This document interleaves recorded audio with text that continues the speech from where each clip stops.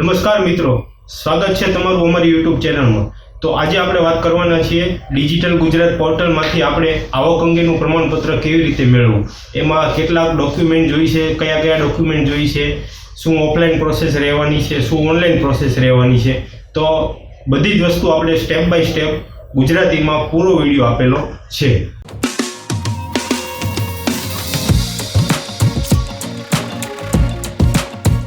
સૌપ્રથમ મિત્રો તમારે આવકના દાખલા માટે પહેલાં સ્વઘોષણા ફોર્મ એક લઈ લેવાનું છે। તે તમને નજીકની કોઈ પણ ઝેરોક્સ કે ઓનલાઈનની દુકાન ઉપરથી પણ મળી જશે અને મામલતદાર કે પંચાયતમાંથી પણ મળી જશે।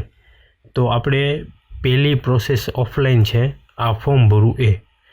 આ ફોર્મને આપણે આસાનીથી ભરી લેવાનું છે। આમાં કંઈ જ છે નહીં, ખાલી ઇઝી નામ છે, જિલ્લો, તાલુકો એવું બધું લખી દેવાનું, નીચે તારીખ, સહી અને પૂરું નામ લખી દેવાનું છે। નીચે અરજી સાથે જોડવાના પુરાવાઓમાં કેટલાક પુરાવાઓ લખ્યા છે, તો એ પુરાવાઓ આપણે આની સાથે જોડવા પડશે। તો એની આપણે વ્યવસ્થા પહેલાં કરી લેવાની રહેશે। જો આ ફોર્મ ભરાઈ જાય ત્યારબાદ આપણે આગળ વધીશું। કોઈપણ એક બ્રાઉઝરમાં ગૂગલ ઓપન કરીને ડિજિટલ ગુજરાત લખી દેવાનું છે। તો સર્ચ કરશું તો આ મુજબ પહેલી જ વેબસાઇટ આપણને મળી જશે। એમાં ક્લિક કરીને આપણે લોગિન થઈશું। આ પ્રમાણે એક ઇન્ટરફેસ આવશે આપણી પાસે। એમાં જોઈએ તો આપણે પહેલાં આવશે સિટીઝન લોગિન અને રજિસ્ટર ઉપર ક્લિક કરીશું તો સિટીઝન લોગિન આપણને મળશે, એના ઉપર આપણે ક્લિક કરીશું તો આ મુજબ આપણને લોગિનનું એક ફોર્મ ખુલી જશે। તો અહીંયા જો લોગિનમાં તમને કોઈ પણ જાતનો પ્રશ્ન હોય કે લોગિનમાં કોઈ પણ તકલીફ પડતી હોય, ન થતું હોય અથવા ઓલરેડી રજિસ્ટર છે એવું કહેતું હોય તો એના માટે એક આપણે સેપરેટ વિડીયો આખો લોગિન અને પ્રોફાઇલ ઉપર બનાવેલો છે, જેની લિંક ડિસ્ક્રિપ્શનમાં આપેલી છે। તો પહેલાં ખાસ કરીને એ વિડીયો જોઈ લેવો અને તમારી પ્રોફાઇલ બનાવી લેવાની તમારે રહેશે। ત્યારબાદ લોગિન થઈ ગયા પછી આપણે આગળ વધીશું। તો આ મુજબ એક હોમ પેજ આવી જશે। એમાં જોઈએ તો સુગમ ડિજિટલ ગુજરાત ઉપર આપણે ક્લિક કરી લેવાનું રહેશે। ત્યારબાદ કેટલીક સેવાઓ આપણને મળવાપાત્ર છે એનું આ એક લિસ્ટ આવી જશે। તો એમાં આપણે અહીંયા જોઈએ 16 નંબર ઉપર ઇન્કમ સર્ટિફિકેટ સુગમ, એના ઉપર આપણે ક્લિક કરીને આગળ વધીશું। તો આ મુજબ આપણને બધી ટર્મ કન્ડિશન જોવા મળશે। તો ટર્મ કન્ડિશન આપણે તમારે વાંચી લેવાની રહેશે। ત્યારબાદ નીચે કન્ટિન્યુ ટુ સર્વિસ ઉપર ક્લિક મારીને આપણે આગળ વધીશું। તો આ મુજબ આપણને ઇન્કમ સર્ટિફિકેટની ડિટેલ પૂછશે, એપ્લિકેન્ટ ઇન્ફોર્મેશન।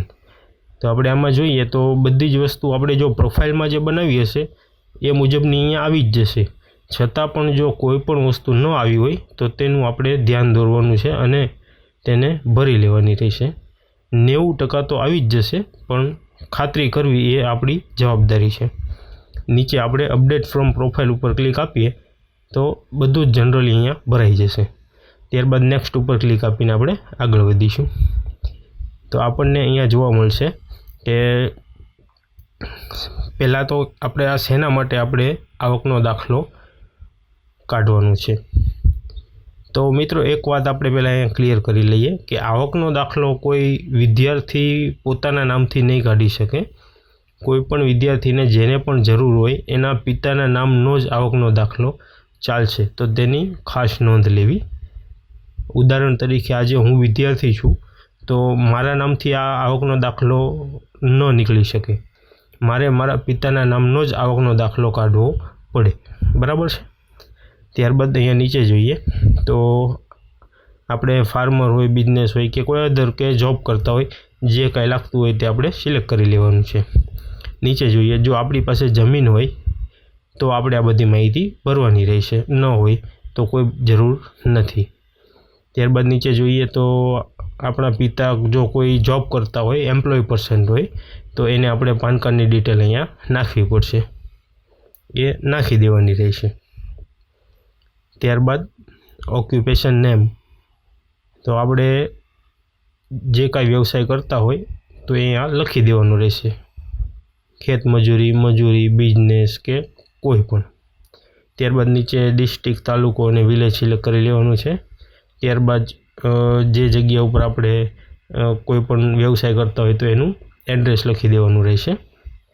ત્યારબાદ નીચે જોઈએ તો ફેમિલી યરલી ઇન્કમ, તો આપણી વાર્ષિક આવક કેટલી છે તો એ લખવાનું છે। તો એમાં પહેલાં નંબર ઓફ ફેમિલી એટલે મતલબ આપણા કુટુંબમાં કેટલા સભ્યો છે તો એની આપણે અહીંયા માહિતી લખી દેવાની રહેશે। ત્યારબાદ એ સભ્યોમાંથી કમાતા હોય એવા કેટલા સભ્યો છે, તો મારા કેસમાં 1 છે તો હું અહીંયા 1 લખીને આગળ વધીશ। ત્યારબાદ જોઈએ તો અહીંયા family member detail, add at least 1 member, તો આપણા ફેમિલી મેમ્બરમાંથી કોઈ પણ એક મેમ્બરને અહીંયા એડ કરવાનું રહેશે। તો શ્યોરલી 90% આપણે આપણા પિતા એટલે કે અરજદાર એમને જ આપણે અહીંયા એડ કરવાના રહેશે। તો એમનું અહીંયા નામ નાખી દઈશું આપણે। ત્યારબાદ રિલેશન ઓફ મેમ્બરમાં આપણે સિલેક્ટ કરી લેવાનું છે, ફાધર કે મધર કે જે કાંઈ લાગતું હોય। ત્યારબાદ એમની એજ લખી દેવાની છે। ત્યારબાદ એમની આવક કેટલી છે તો એ લખી દેવાની છે। જો આવક અત્યારે પહેલાં તમે જે નગરપાલિકામાંથી દાખલો કઢાવ્યો છે એ મુજબની જ અહીંયા આવક લખવાની રહેશે। ત્યારબાદ એડ મેમ્બર ઉપર આપણે ક્લિક આપીશું તો આ પ્રમાણે એક બોક્સમાં મેમ્બર એડ થઈ જશે। ત્યારબાદ નીચે જોઈએ તો બધું ઓટોમેટિક આ ભરાઈ જશે, આવકને એવું બધું આપણે જે પહેલાં નાખેલું છે એ જ। ત્યારબાદ એપ્લિકેન્ટ પેરેન્ટ્સ ઇન્કમ, તો આપણે એમાં 0 કરી દઈશું, એ કોઈ મહત્ત્વની વસ્તુ નથી।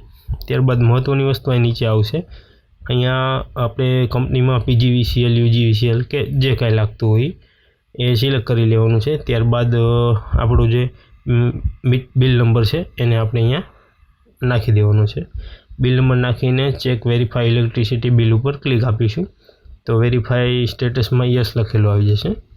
ત્યારબાદ અહીંયા આપણે ચેક માર્ક આપી દઈશું અને અહીંયા ઓટોમેટિક આ નામ ને એવું બધું આવી જશે, છેલ્લું બિલ કેટલું હતું એ પણ આવી જશે। ત્યારબાદ આપણે નેક્સ્ટ ઉપર ક્લિક કરીને આગળ વધીશું। ત્યારબાદ જોઈએ તો ડોક્યુમેન્ટ અપલોડનું આ સેક્શન છે, તો આમાં આપણે રેસિડેન્શિયલ પ્રૂફ અટેચમાં આપણે આધાર કાર્ડ નાખી દેવાનું રહેશે, આધાર કાર્ડ અથવા લાઇટ બિલ કોઈ પણ ચાલે। ત્યારબાદ નીચે જોઈએ applicant name proof attachment, applicant income proof attached, તો એમાં આપણે આવકનો કોઈ પણ એક પુરાવો નાખવાનો રહેશે। તો એમાં આપણી પાસે જો જૂનો આવકનો દાખલો કોઈ પણ પડ્યો હોય એને આપણે અહીંયા નાખી શકીએ છીએ। ત્યારબાદ આગળ જોઈએ તો અહીંયા family member income proof attach, તો આપણા ફેમિલીમાં એક જ વ્યક્તિ કમાતું હતું તો આપણે આ વસ્તુ ભરવાની રહેતી નથી।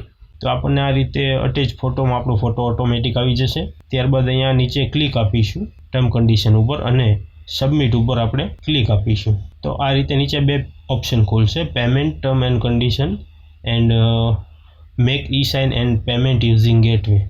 તો આપણે અત્યારે make e sign and pay using gateway ઉપર ક્લિક આપીને આગળ વધીશું તો આપણને આ રીતે એક વિન્ડો ખુલી જશે, એમાં આધાર કાર્ડ નંબર નાખવાનો છે।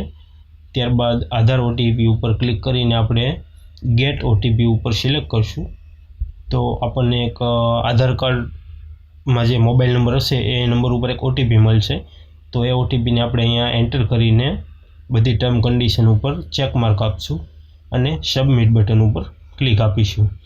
ત્યારબાદ ઓટોમેટિકલી આ વિન્ડો એક ઓપન થઈ જશે। તો એમાં આપણે હવે આપણું ઈ સાઇન તો થઈ ગયું છે, તો પે યુઝિંગ ગેટવે મતલબ પેમેન્ટ કરવાનું રહેશે તમારે, તો એના ઉપર આપણે ક્લિક આપીશું તો આ રીતે આપણને આપણું રિક્વેસ્ટ આઈડી અને આપણને નીચે આપણું નામ ને એવું બધું દર્શાવી દેશે અને 20 રૂપિયા એની ફી છે ઓનલાઈન, તો એ ફી આપણે ભરવાની રહેશે, ફરજિયાત છે। જો ફી ભરાશે તો જ આપણું ફોર્મ માન્ય ગણાશે, નહીં તો નહીં ગણાય। તો આપણે અહીંયા નીચે પે ઉપર ક્લિક આપીશું અને આગળ વધીશું તો અહીંયા આપણને SBI ઈ પેની એક વિન્ડો ખુલી જશે, એમાં આપણી પાસે ATM કાર્ડ હોય તો એનાથી પણ પેમેન્ટ થઈ જશે અથવા નેટ બેન્કિંગ હોય તો પણ થઈ જશે અને UPIથી પણ સરળતાથી પેમેન્ટ થઈ જશે મિત્રો। તો પેમેન્ટ કરીને આપણે આગળ વધીશું તો આ મુજબ આપણને પેમેન્ટની એક રિસિપ્ટ મળશે, તો એની પ્રિન્ટ અહીંયાથી આપણે કાઢીને સાચવવાની રહેશે, એ આપણા માટે છે પેમેન્ટની રિસિપ્ટ। ત્યારબાદ નેક્સ્ટ ઉપર આપશું તો આ રીતે આપણને આપણું જે ફોર્મ છે એ સક્સેસફુલી સબમિટ થઈ ગયું છે। તો અહીંયા આ વ્યૂ ઈ સાઇન ફોર્મ ઉપર ક્લિક આપીશું તો આપણું જે અત્યારે આપણે જે ડિટેલ્સ ફિલ કરી એ ફોર્મ આપણને મળી જશે.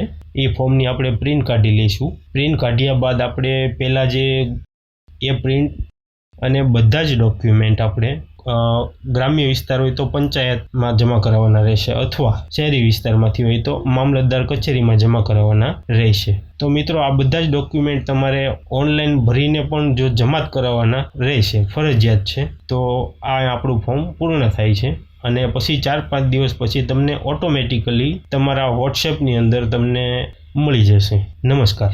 અમારો વિડીયો પૂરો જોવા બદલ આપનો ખૂબ ખૂબ આભાર. જો તમને વિડીયોમાં કંઈ પણ ના સમજાયું હોય, કંઈ પણ સમજ ન આવતી હોય કે ક્યાં શું ભરવું, કેવી રીતે ભરવું, તો અમને તમે કોમેન્ટ કરીને જણાવી શકો છો.